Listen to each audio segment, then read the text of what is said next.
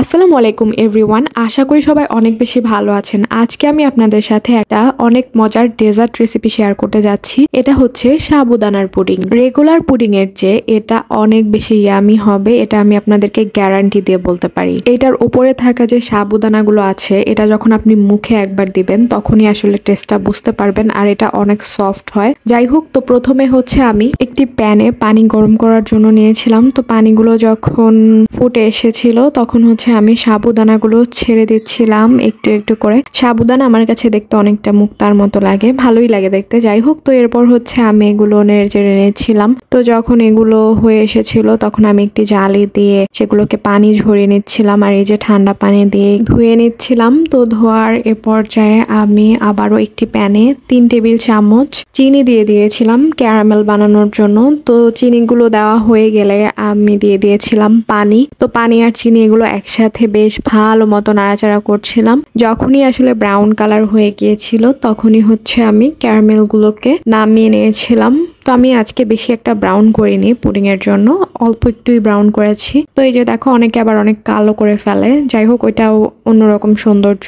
তো ক্যারামেল গুলো চারপাশে ছড়ানো হয়ে গেলে আমি একটি বাটি নিয়েছিলাম। তো বাটিতে আমি 3টি মুরগির ডিম ফেটে নিয়েছিলাম। তো ডিমগুলো সব আমি বিট করছিলাম বিটার দিয়ে। যাই হোক, তো পুডিংয়ে যেহেতু আমরা ডিম এবং দুধ এই দুটো ব্যবহার করে থাকি, এজন্য পুডিং অনেক বেশি পুষ্টিকর হয়, যেটা আমাদের স্বাস্থ্যের জন্য অনেক বেশি ভালো। অনেক সময় বাচ্চারা দেখা যায় শুধু খালি দুধ খেতে চায় না এবং ডিম অমলেট করে দিলেও খেতে চায় না, কিন্তু পুডিং বানিয়ে দিলে ঠিকই আবার খায়। তো এখানে আমি আবার চিনি দিয়ে দিচ্ছিলাম। তো চিনি দিয়ে দিয়েছিলাম আমি এখানে প্রায় 3 টেবিল চামচ। তো এখানে চিনি দেওয়ার পরে আমি এগুলো আরো একবার বিট করে নিচ্ছিলাম। তো ডিম আর চিনি একসাথে বিট করতে করতে আমি দিয়ে দিয়েছিলাম দুধ দিয়ে দিয়েছিলাম এখানে আমি 1/2 লিটার। তো 1/2 লিটার দুধ দিয়ে আমি সবগুলো আবারও ভালো মতো বিট করছিলাম। এখন আমি আবার লেবুর রস দিয়ে দিচ্ছি। তো লেবুর রস দেওয়ার পর আমি দিয়ে দিয়েছিলাম সাবুদানা, ওই যেগুলো সিদ্ধ করে নিয়েছিলাম। তো সাবুদানা, লেবুর রস, চিনি, ডিম সবকিছু আমি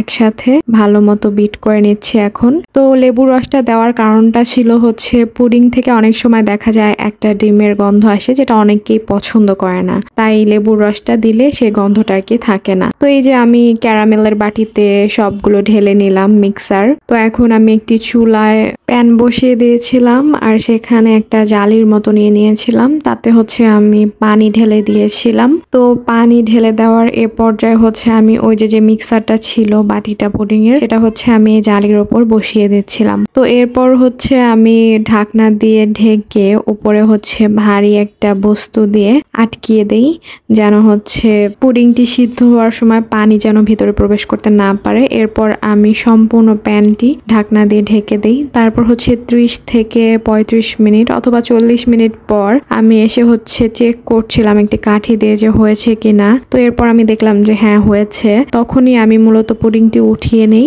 তো উঠিয়ে আমি ফ্রিজে রেখে দিয়েছিলাম পুরা একদিন। এরপর সকালবেলা এই যে আমি বের করার পর যে দেখো কি সুন্দর হয়েছে দেখতে। তারপর আমি এই যে এখানে চাকু দিয়ে 4 সাইডে আর কি কাটছিলাম, যেন পুডিংটি ইজিলি প্লেটে পড়ে যায়। তো ভালো মতো কেটে নিলাম আমি একদম। তো এরপর আমি প্লেটে উপরে ফেলে নেই। এই যে দেখো, আমি ফার্স্টে পুডিংটির উপরে প্লেটটি দিয়ে দিচ্ছি। তারপর আমি এই যে পুডিংটি রাখলাম, এখন আমি উঠাবো। তো উঠানোর পর লিটারেলি আমি একটা চিৎকার দিয়েছিলাম। তো এই চিৎকারের সাউন্ডটা আসলে রেকর্ড হয়ে যায়। যাই হোক, এই যে শুনো চিৎকারটা। কেমন হয় কেমন হয় কেমন হয় বিসমিল্লাহির রহমানির রহিম। Though it's little funny, but আমি এটা তবু তোমাদের সাথে শেয়ার করলাম। যাই হোক, আমি এরকমই খুব ছোট ছোট বিষয়ে অনেক এক্সাইটেড হয়ে যাই অ্যান্ড হ্যাপি থাকি অলওয়েজ। মানে আমার মধ্যে গ্র্যাটিটিউড জিনিসটা কাজ করে। যাই হোক, তো আমার চ্যানেলটি একদমই নতুন, সো তোমরা অবশ্যই আমাকে লাইক, কমেন্ট এবং সাবস্ক্রাইব করে পাশে থাকবে। আর এই যে দেখো, আমি পুডিংটি কেটে নিচ্ছি। তো তোমাদেরকে আমি গ্যারান্টি দিয়ে বলছি, এই পুডিংটা কিন্তু আসলেই অনেক ইয়ামি। তোমরা অবশ্যই বাসায় ট্রাই করবে, অবশ্যই অবশ্যই অবশ্যই। আর দেখা হবে এরপরে অন্য কোনো রেসিপিতে। সে পর্যন্ত তোমরা ভালো থাকো, সুস্থ থাকো। আল্লাহ হাফেজ।